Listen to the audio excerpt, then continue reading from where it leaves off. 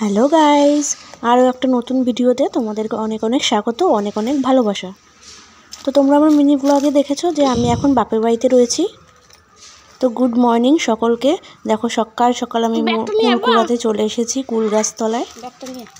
ঝাঁকা দিচ্ছি আর কুল কুড়াচ্ছি, ঝাঁকা দিচ্ছি আর কুল কুড়াচ্ছি, সাথে আছে আমার মেয়েও। তো আমাদের বাড়ির গাছের কুল খুবই খেতে সুন্দর, আর প্রত্যেক বছর তুলনায় এই বছর অনেক কুল হয়েছে। দেখো না আমার মেয়েকে, দেখো না প্লাস্টিক নিয়ে এসে হাজির হয়েছে, প্লাস্টিকের মধ্যে জমা করছে এক এক করে।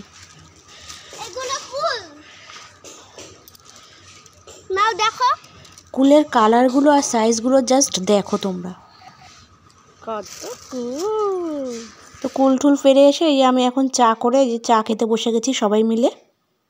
ঘুম থেকে উঠেই না কুল টুকাতে চলে গেছে, আর মায়ের পাশে চিল্লাচ্ছিল যে একটু চা করে দে, সবাই মিলে এসে চা খাই। আর আমি মাকে বলছি একটু দাঁড়াও, আমি একটু কুল টুকিয়ে নিই, তারপর এসে চা করে দিচ্ছি। আসলে অনেকটা বেলাই হয়ে গেছিলো, আমি ঘুম থেকেই উঠেছি অনেকটা বেলায়, কারণ কি বাপের বাড়িতে রয়েছি, আর বাপের বাড়ি মানেই তো বেশি করে ঘুমাতে হয়, তাই না বলো? মেয়েদের বাপের বাড়ি মানেই খাই আর শুই, কিন্তু কি এখন খাওয়া শোয়াটা হয় সঙ্গে কাজটাও হয়, যেহেতু মায়ের শরীর খারাপ তাই জন্য কাজও করতে লাগে। বন্ধুরা আমার স্নান করা হয়ে গেছে আজকে। তো এই দেখো এখন রান্না বসিয়েছি। তো দেখো একদিকে হচ্ছে আলু ভাজা হচ্ছে, আর একদিকে হচ্ছে মেয়ের মাছের ঝোল। মেয়ে মাথা খেতে পছন্দ করে, জানি না, ওর জন্য মাথাটাই দিয়েছি।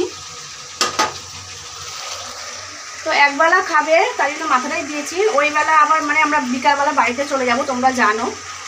আর হচ্ছে কি তরকারিটা মানে তোমরা বলতেই পারো যে বাটির মধ্যে কেন বসিয়েছি মেয়ের তরকারিটা। আসলে হয়েছে কি কড়াইয়ের মধ্যে আগে সব কিছু করে জল টল দিয়ে একটুখানি ফুটিয়ে নিয়ে তারপরে তোমার বাটিতে দিয়েছি, কারণ বাটিতে আবার একটুখানি ফুটুক, মানে জলটা একটুখানি টানাবো ঝোলটা, তো তাই একটুখানি ফুটুক। এটা হচ্ছে আমার মায়ের পদ্ধতি আর কি। যতক্ষণে তরকারিটা ফুটবে ততক্ষণ আর একটা তরকারি আমি পাশে বসিয়ে দিতে পারবো কড়াইতে। তো তার জন্য মেয়ের তরকারিটা ওরমভাবে বসিয়ে রেখেছি, একটুখানি জলটা টানুক তারপরে নামাবো।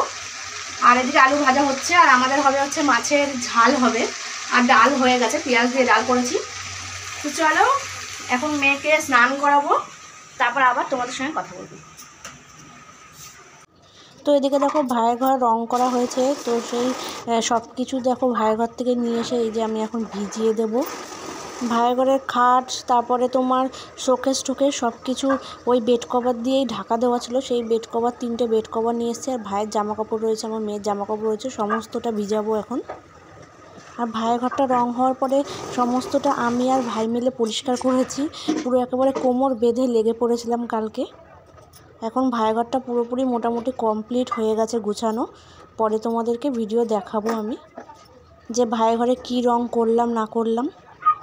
আসলে আমি কালকের ব্লগটা করেছিলাম জানো তো, কিন্তু কালকের পুরো ব্লগটা মানে সারাদিনের ব্লগটা আমি এডিট করতে গিয়ে আমি ডিলিট করে ফেলেছি, মানে এডিট করা হয়ে গেছিলো আর আমি ফটোটা ডিলিট করতে গিয়ে আমার সব কিছু ডিলিট হয়ে গেছে, তাই জন্য আমি তোমাদের একটা ব্লগ দেখাতে পারবো না। আগের দিনের ব্লগটা, আগের দিনের ব্লগের মধ্যে আমার সব কিছু ছিল, ভাইয়ের ঘরের রং টং সব কিছু আমি দেখিয়েছিলাম। তো আবার নতুন করে আবার যখন বাড়িতে যাব তখন আমার দেখাতে হবে আর কি।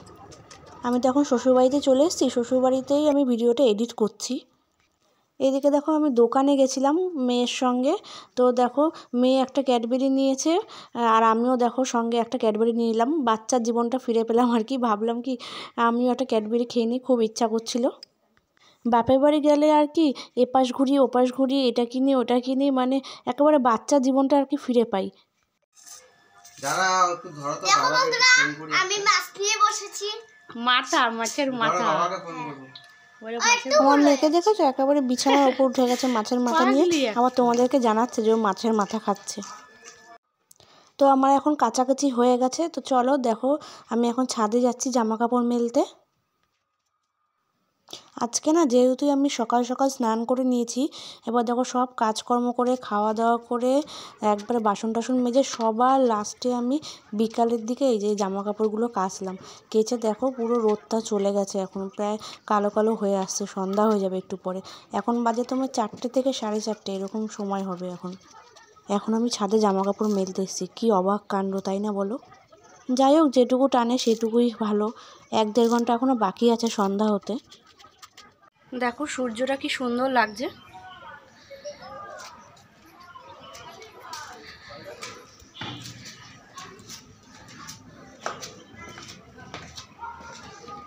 তো বেলা শেষে আমি এখন 4:10-15 হবে। বেলা শেষে আমি এই যে কেচে কুচে মেলে দিয়ে আসলাম, কারণ কি স্নানটা আমার অনেক সকালবেলায় আজকে হয়ে গেছিলো, তোমাদেরকে বলেছিলাম হয়তো। তো যাই হোক, এখন কাচলাম, 3টে বেড কভার কাচলাম, ভাইয়ের 2-3টে গেঞ্জি কাচলাম। আর বেড কভার ভাইয়ের ঘরে রং হচ্ছিলো, তাই জন্য বেড কভারটা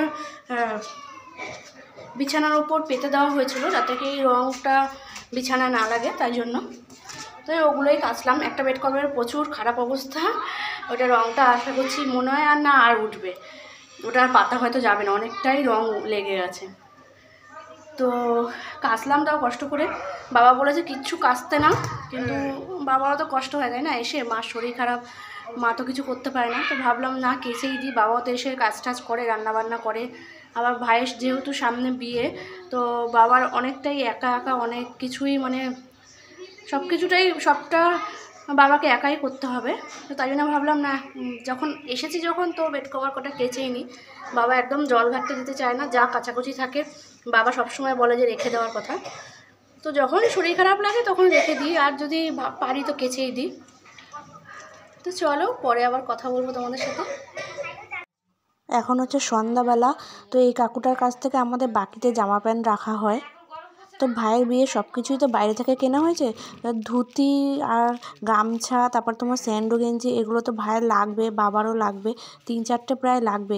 এগুলো এই কাকুটার কাছে অর্ডার দেওয়া হয়েছে, কারণ কি এনার কাছ দিয়ে সবসময় বাকিতে নেওয়া হয়। আর বিয়ের সময়টাই কিছু নেবো না, সেটা খারাপ দেখায় না, তাই জন্য এনার কাছ দিয়ে এগুলো নেওয়া হবে। তো বন্ধুরা, এই যে কাকুটা এসেছিলো তোমাদেরকে দেখালাম ভিডিওতে। তো কাকুটার কাছ দিয়ে সবসময় আমাদের জিনিসপত্র নেওয়া হয় আর কি বাকিতে। তো সব কিছু বাইরের থেকে কিনলাম, তো কাকুটার কাছে সবসময় নেওয়া হয় যেহেতু, তো ওনার থেকে কিছু কিনবো না। তো তার জন্য মা বলল যে ওনার থেকে ধুতি, তারপরে স্যান্ডো গেঞ্জি, গামছা যেগুলো লাগে ওইগুলো ওনার থেকে কিনতে, ওনার থেকে নেবে আর কি। তো এই দেখো, গামছা নেওয়া হলো 2টো। তো এখনও পুরোহিত মশাই ফর্দ দেয়নি, যবে ফর্দ দেবে, যদি আরও কিছু লাগে তখন ওনাকে আবার ডাক করানো হবে। তো 2টো গামছা, তার খুললাম না, গামছা দেখানোর কিছুই নেই। আর এই যে ধুতি,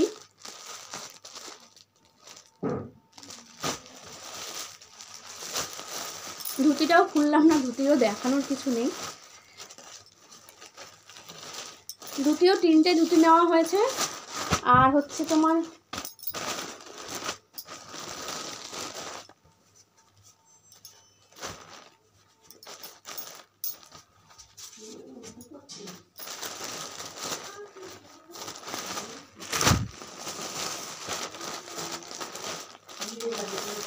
এই যে স্যান্ডো গেঞ্জি, স্যান্ডো গেঞ্জিও ছেলেদের নর্মালি যা হয় আর কি, দেখানোর কিছুই নেই।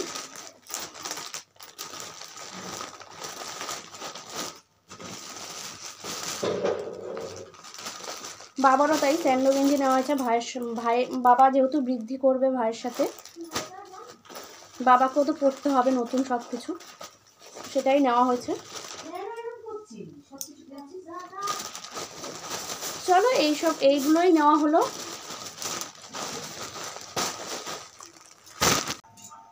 তো বন্ধুরা, এই যে আমরা এখন বেরাচ্ছি, এই যে টোপলা টুপলি নিয়ে বাড়ির দিকে যাচ্ছি, ভাই দিয়ে আসবে। তো চলো যাওয়া যাক। মা আসলাম, সাবধানে থেকো। তো বন্ধুরা, এই যে আমি বাড়িতে চলে এসেছি, জাস্ট 10 থেকে 15 মিনিট টাইম লাগে একটা স্টেশন আমার শ্বশুর বাড়ি আর বাপের বাড়ি। তো যাই হোক, চলে এসেছি। এখন বাজে হচ্ছে 8টা বাজে 5 মিনিট বাকি। তো চলো চেঞ্জ করে নিয়ে, মেয়েকে নিয়ে ইচ্ছা আছে একটু পড়তে বসানোর, কারণ 2 দিন ধরে পড়াশোনা হচ্ছে না, পরীক্ষার সামনেই পরীক্ষা। চলো। আর আমার বর কাজে গেছে, কালকে বিকালবেলা গেছে 5টা নাগাদ, বহরমপুর গেছিল। তো এখনও অবধি আসেনি, আসার কথা, মানে চলে আসবে, তো এখনও পর্যন্ত আসেনি।